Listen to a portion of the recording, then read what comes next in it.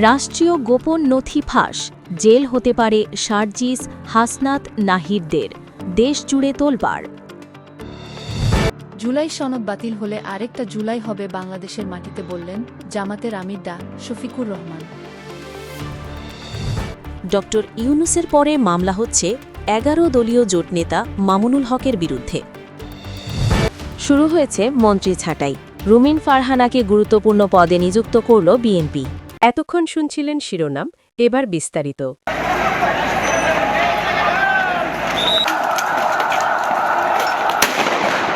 জুলাই আন্দোলন, কোটা সংস্কার আন্দোলনের কথা মনে আছে? সারা দেশে সর্বস্তরের জনগণ এই আন্দোলনে নেমে দেশটাকে দ্বিতীয়বার স্বাধীন করেছিল। স্বৈরাচার শেখ হাসিনার কবল থেকে দেশকে মুক্ত করেছিল। তখন সেই আন্দোলনের আসল ভূমিকায় ছিল যারা, মনে আছে সেই যুবকদের কথা? হাসনাত, সার্জিস, নাহিদ, ওসমান হাদি, আরও অনেক অনেক নাম। তখন সবার চোখে যারা নায়ক ছিল, আজকে ধীরে ধীরে মানুষের চোখে তারা হলো ভিলেন। বাঙালির এই স্বভাবটা একদম ভালো না। আজকে মানুষের ভালো কাজের জন্য তাকে মাথায় তুলে রাখে, এরপর কিছুদিন পরে আবার একটু ভিন্ন পরিস্থিতি তৈরি হলে সেই হিরো মানুষটাকেই আবার খারাপ বলে। এখন দেশের রাজনীতির গোপন সূত্র বলছে, জেল হতে পারে হাসনাত, সার্জিস, নাহিদ সহ আরও অনেক অনেক যুবকদের, যারা নিজের জীবন বাজি রেখে তখন আন্দোলন করেছিল। আমরা তো ঘরে বসে টিভিতে দেখছিলাম, অথবা কেই লন্ডনে ছিল, কেউ আমেরিকায়, কেই দুবাইতে।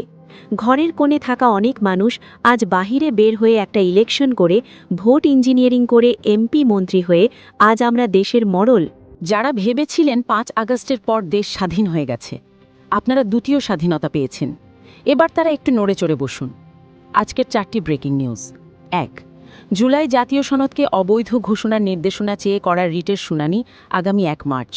২, ছাত্র জনতার আন্দোলনে পুলিশের স্থাপনায় হামলা এবং পুলিশ হত্যার বিচার হবে বলে আশ্বাস স্বরাষ্ট্রমন্ত্রীর। ৩, পিলখানায় খুনের শিকার কর্মকর্তাদের শ্রদ্ধা জানাতে গেছেন প্রধানমন্ত্রী, তারেক রহমান সাথে নিয়ে গেছেন শেখ হাসিনার নিয়োগ দেওয়া রাষ্ট্রপতি শাহাবুদ্দিন চুপ্পকে। ৪, নতুন চিফ প্রসিকিউটর আমিনুল ইসলাম বলেছেন, আন্তর্জাতিক অপরাধ ট্রাইব্যুনালের রায় হওয়া মামলা নিয়েও বিশ্লেষণ করা হবে নতুন করে। এই 4টি খবরের অর্থ কি জানেন? এর অর্থ হলো যে ফ্যাসিস্ট সিস্টেম ভাঙার জন্য জুলাই মাসে হাজারো তরুণ লোকের তাজা রক্ত ঢেলে দিয়েছিল, সেই সিস্টেম আজ আবার ফিরে এসেছে নতুন মোড়কে। বিএনপি সরকার এখন প্রকাশ্যে পুরো জুলাই আন্দোলনের বিপরীত অবস্থান নিয়ে নিয়েছে। আসুন একে একে এই বেইমানির দলিলগুলোর ময়নাতদন্ত করি। শুরুতেই আসুন জুলাই জাতীয় সনদ নিয়ে। জুলাই জাতীয় সনদ নিয়ে। জুলাই জাতীয় সনদ হল শহীদের রক্তের উপর পাওয়া সনদ।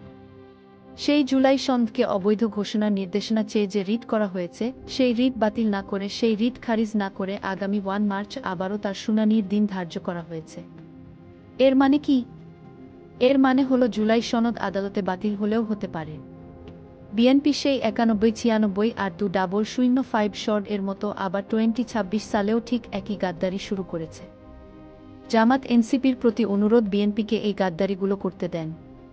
পারলে রাজনৈতিকভাবে মোকাবেলা করেন, রাজপথে মোকাবেলা করেন, সংসদে মোকাবেলা করেন, কিন্তু আদালতে যাইয়েন না। আদালতে এর কাউন্টারে কোন ধরনের যুক্তিতর্ক উপস্থাপন করার দরকার নেই। জুলাই সনদ এবং গণভোট এসব বাতিলে বিএনপি যদি আদালতকে ব্যবহার করতে চায়, তবে তা ঠেকানো যাবে না।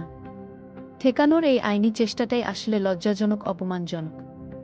মহান জুলাইকে এই পথা সিস্টেমের দয়াদাক্ষিণ্যের উপর ছেড়ে দেওয়ার চাইতে সম্মানের সাথে জুলাইয়ের ধ্বংস হয়ে যাওয়াই অনেক ভালো।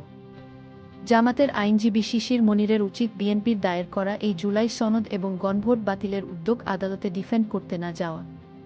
তাদেরকে তাদের মতো কাজ করতে দিন, তারা এর শাস্তি অটোমেটিক পাবে। এবার আসুন দ্বিতীয় খবরে। স্বরাষ্ট্রমন্ত্রী অত্যন্ত গর্বের সাথে আশ্বাস দিয়েছেন, 2024-এর ছাত্রজনতার আন্দোলনের সময় ঢাকা সহ দেশের বিভিন্ন স্থানে পুলিশের স্থাপনাগুলো অর্থাৎ থানায় যে হামলা হয়েছিল এবং পুলিশ সদস্যদের মেরে ফেলা হয়েছিল তার বিচার হবে। বুঝুন অবস্থা। সারা দেশে জুলাই আন্দোলনের সময় ছাত্রদের উপর চলা নির্মম হত্যাকাণ্ডের বিচার এখনও শেষ হলো না, অথচ তার আগেই ছাত্রদের পাল্টা অকশনের বিচার শুরু করার হুমকি দেওয়া হচ্ছে। এর মানে কি? এর মানে হলো এবার হাসনাত আব্দুল্লাহ, সার্জিস আলম আর নাহিদদের গ্রেফতার করা হতে পারে হুকুমের আসামি হিসেবে। পুলিশের উপর হামলার অজুহাতে জুলাই গণঅভ্যুত্থানে অংশ নেওয়া সাধারণ ছাত্রজনতার খবর করে দেওয়ার এই ব্লুপ্রিন্ট আসলে কার? তৃতীয় এবং সবচেয়ে ঘৃণ খবরটি হল পিলখানায় খুনের শিকার সেনা কর্মকর্তাদের শ্রদ্ধা জানাতে গেছেন প্রধানমন্ত্রী তারেক রহমান। আর তার সাথে গেছেন কে জানেন? শেখ হাসিনার নিযোগ দেওয়া কট্টর আওয়ামী লীগের আর রাষ্ট্রপতি শাহাবুদ্দিন চুপ, যে আওয়ামী লীগ সুপরিকল্পিতভাবে পিলখানা হত্যাকাণ্ড ঘটিয়েছে। আমাদের সেনাবাহিনীর 57 জন চৌকস অফিসারকে খুন করেছে। সেই আওয়ামী লীগের রাষ্ট্রপতিকে সাথে নিয়ে শহীদ বীরদের শ্রদ্ধা জানানো পিলখানা হত্যাকাণ্ডকে মস্করা করা ছাড়া আর কিছুই নয়। তারেক রহমান কি ভুলে গেছেন এই চুপ্পুকে? তিনি কি ভুলে গেছেন এই চুপ্পুর নেতৃত্বেই একসময় বিএনপিকে ধ্বংস করার নীলনকশা হয়েছিল? এই চুপ্পুর নেতৃত্বেই তার মা খালেদা জিয়ার মামলা সচল করা হয়েছিল। আজ কোনো স্বার্থে এই খুনিদের দোসরদের বগলদাবা করে পিলখানায় শহীদদের সামনে দাঁড় করিয়েছেন তিনি। বিষয়টি নিয়ে জুলাই বিপ্লবের অন্যতম রূপকার সার্জিস আলম অত্যন্ত ক্ষুব্ধ প্রতিক্রিয়া জানিয়েছেন। তিনি তার ভেরিফাইড পেজে লিখেছেন, এটাই ছিল 2026 সালের নির্বাচনের আসল চিত্র। সার্জি আলম খুব স্পষ্ট করে বলেছেন, বিএনপি যখন মাঠ পর্যায়ে গিয়ে দেখল একভাবে তারা কখনোই জাতীয় নির্বাচনে জিততে পারবে না, তখন তারা আওয়ামী লীগের দ্বারস্থ হল। প্রত্যেকটা আসনে আওয়ামী লীগের নেতাকর্মীদের সাথে গোপনে বৈঠক করল, অপরাধীদের জামিন আর সুযোগ সুবিধা দেওয়ার কমিটমেন্ট করল। ফলে বিএনপি, আওয়ামী লীগ প্রশাসনের একাংশ এবং বিদেশি এজেন্টরা মিলে এই নির্বাচন ইঞ্জিনিয়ারিং করেছেন। এই ডাইরেক্ট ডিলের কারণেই আজ তারেক রহমান চুপ্পুকে নিয়ে পিলখানায় ঘুরছেন। যে আওয়ামী লীগ তারেক রহমানকে বাধ্যতামূলক নির্বাসনে পাঠিয়েছিল, 17 বছর দেশে আসতে দেয় নাই। বেগম জিয়াকে মিথ্যা মামলায় জেলে রেখেছিল, তার শরীরকে বিষাক্ত করে তুলেছিল, হাজার হাজার বিএনপি নেতাকর্মীকে নির্যাতন করেছিল। সে আওয়ামী লীগের পুনর্বাসনের দায়িত্ব আজ বিএনপি নিয়েছে। সাজিশ স্পষ্ট করে বলেছেন, স্থানীয় পর্যায়ের বিএনপি নেতাকর্মীরা মনে রাখবেন, আপনারা যদি আবার আওয়ামী লীগের দ্বারা নির্যাতিত হন তবে তার দায় তারেক রহমানকে নিতে হবে। যদি জুলাই অভ্যুত্থানে রাজপথে নামা আমাদের কোনো সহযোদ্ধাকে আওয়ামী লীগের দ্বারা আবার খুন হতে হয় তবে তার দায় তারেক রহমানকে এবং বিএনপিকে নিতে হবে। জনাব তারেক রহমানকে ধিক্কারও জানান সাজিশ আলম। এবার আসুন আজকের চতুর্থ এবং সবচেয়ে ভয়ঙ্কর খবরে। সুপার হিরো তাজুল ইসলামকে সরিয়ে যাকে নতুন চিফ প্রসিকিউটর বানানো হয়েছে সে আমিনুল ইসলাম আজ বলেছেন, আন্তর্জাতিক অপরাধ ট্রাইব্যুনালের রায় হওয়া মামলা নিয়েও বিশ্লেষণ করা হবে নতুন করে। ব্যাপারটা ধারণ না। এর মানে কি হলো? এর মানে দাঁড়ালো তাজুল ইসলামের নেতৃত্বে ট্রাইব্যুনাল যে হাসিনাকে ফাঁসির আদেশ দিয়েছে সেই রায় নিয়েও এখন পুনরায় তদন্ত করা হবে, বিশ্লেষণ করা হবে। তাজুল ইসলামকে সরানোর আসল কারণটা এখন দিনের আলোর মতো পরিষ্কার না। আজকের এই 4টি খবর একটি বিষয় পরিষ্কার করে দেয়।